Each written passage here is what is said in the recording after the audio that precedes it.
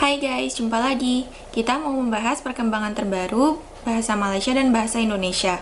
Kedua negara tampaknya semakin bersemangat untuk mengembangkan bahasa masing-masing ke pentas dunia. Yuk kita simak guys. Rakyat Malaysia tiada apa-apa yang perlu dimalukan jika kurang baik pertuturan mereka dalam bahasa Inggeris. Ini kerana sebagai rakyat Malaysia, mereka perlu tanamkan perasaan malu jika tidak berbangga dengan jati diri memartabatkan bahasa Melayu, memandangkan ia bahasa kebangsaan. Pengerusi Lembaga Pengelola Yayasan Pembangunan Buku Negara Tan Sri Profesor Dr. Abdul Latif Abu Bakar berkata, pada lapis lain, rakyat Malaysia juga wajar membuktikan bahasa ibunda itu tidak mengekang kemajuan negara melalui cinta berterusan kepada bahasa Melayu. Menurutnya, ini dibuktikan di beberapa negara maju di dunia di mana mereka tetap tidak ketinggalan walaupun kurang menggunakan bahasa Inggeris. Ditanya perkembangan mengantarabangsakan bahasa Melayu selepas tahun inisiatif oleh Perdana Menteri, Datuk Seri Ismail Sabri Yaakob itu digerakkan, beliau berkata perkembangannya memberangsangkan tetapi perlu disegarkan secara berkala. Dan ia menjadi peranan media massa dan media sosial untuk menyemarakkan inisiatif itu. Ada program macam dakwah bahasa lah, senang cerita. Jadi dakwah bahasa sama-sama dia belajar. And then kita kasih martabatkan benda tu. Ada pidato pengajian tinggi. Hebat. Orang baca, alamak, saya kagum. Tapi saya tengok dah akhir-akhir ni dah tak ada dah. Tak tahulah COVID ke apa. Yang penting jangan hati ayam. Berterusan pengajian tinggi. Lepas tu pantun. Kita syair. Kita ada. Lepas tu dia punya hadiah senang dia. Hadiah dapat datang ke Malaysia. Diorang punya seronok. Sampai dia datang Malaysia, dia mendalami lagi. Dia belajar hingga peringkat universiti. Jadi benda-benda macam ni saya rasa ada jiwa dan perasaan lah. Sambutlah seruan Datuk Seri Perdana Menteri dan juga berikan peruntukan kuasa daripada Dewan Bahasa dengan akta baru kalau dipinda supaya program perantarbangsaan bahasa Melayu dilaksanakan dengan sepenuhnya. Dan yang paling penting, jangan harapkan antarabangsa saja. Kalau kita sendiri tak sedar dan berbilang bahasa, gunakan bahasa Melayu, kempen dalam radio, TV kena perkasakan. Bagi rakyat Malaysia di luar negara pula, beliau melihat usaha mengantarabangsakan bahasa Melayu di persada dunia sudah menjadi dasar kerajaan dan ia antara satu bidang keutamaan kerangka dasar luar negeri Malaysia yang dilancarkan pada 7 Disember 2021 iaitu diplomasi kebudayaan. Dalam hal ini, kedutaan katanya wajar menggerakkan usaha memartabatkan bahasa Melayu melalui kerangka tersebut. Sementara itu, Abdul Latif berkata bukan sedikit minat warga asing dalam bahasa Melayu apabila mengupas mengenai usaha mengantarabangsakan bahasa Melayu. Mengambil contoh di Rusia, banyak kerjasama dijalin untuk menjadikan bahasa Melayu ditutur dengan lebih meluas oleh warga negara itu. Jadi misalnya di Rusia, banyak di Universiti Moskow, pensyarah-pensyarahnya fasih bahasa Melayu. Dan anak pelajar-pelajarnya datang dan mereka melibatkan perniagaan apa, pas belajar bahasa Melayu. Jadi kita mempunyai ada hubungan. Begitu juga di England, di Jerman, di Perancis, fasih. Di Malaysia pula, ramai warga Rusia mendaftar untuk mempelajari bahasa itu di Russian House untuk tujuan komunikasi dan pendidikan. Malah Pusat Sains dan Kebudayaan itu turut menganjurkan beberapa program yang menampilkan kepakaran dari Rusia dan Malaysia menggunakan bahasa Melayu serta Rusia.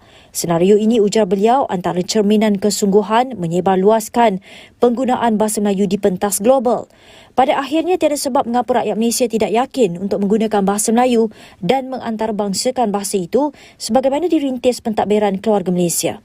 Pengenalan penggunaan bahasa Melayu di pentas forum antarabangsa menjadi antara ciri baru dalam hubungan antarabangsa Malaysia di bawah tampuk kepimpinan Perdana Menteri. Itulah kabar dari Malaysia mengenai bahasa Melayu. Nah, selanjutnya kita tengok pula persiapan Indonesia. Indonesia juga sangat bersemangat untuk menjadikan bahasa Indonesia sebagai bahasa dunia. Yuk kita simak videonya. Sehingga total ya itu sudah lebih dari 700 orang yang dikirimkan untuk mengajarkan bahasa Indonesia di negara-negara sahabat kita. Sepertinya selama 6 tahun ini kita menjadi pemain tunggal untuk pengajaran BIPA karena semuanya tertumbuh kepada badan bahasa. Maka kami mengadakan pertemuan-pertemuan nih dengan Kementerian Luar Negeri. Karena apa? Diplomasi Indonesia ujung tombaknya ada di Kemlu. Dalam 2 tahun terakhir ini sudah ada tambahan 18 negara yang mengajarkan BIPA. Sehingga total sekarang ini ada 50 negara di dunia negara sahabat kita yang mengajarkan DIPA. Kita menggalakkan kerjasama bukan hanya dengan KBRI, KJRI atau KRI. Mitra kita, baik itu diaspora Indonesia, mahasiswa Indonesia, kemudian para mitra kita, Friends of Indonesia, mereka menyebutnya seperti itu, untuk menjadi mitra dalam pembelajaran bahasa Indonesia. Sehingga saat ini kita mengajarkan di 50 negara, didukung oleh 428 mitra. Bahkan ada kami sekarang ini punya kelas yang khusus ditujukan kepada para calon investor ke Indonesia. Kelasnya ada di mana? Kelasnya ada di Mumbai, ya di India. Mereka ingin ada kelas bahasa Indonesia untuk para pengusaha. Ada kelas tersendiri gitu. Kami juga punya kelas untuk para tentara gitu. Itu di India juga. Ada yang pesertanya itu dari India, dari Pakistan, dari Bangladesh. Mereka berkumpul gitu. Daripada katanya nanti datang ke Indonesia baru belajar bahasa Indonesia setahun, lebih baik sekarang belajar bahasa Indonesianya di negara masing-masing dulu. Kami fasilitasi. Nah, kami juga bekerja sama dengan sekolah. Hasilnya, ya, catatan saat ini pembelajar aktif kita ada 143.000 orang. Ini catatan kita terakhir.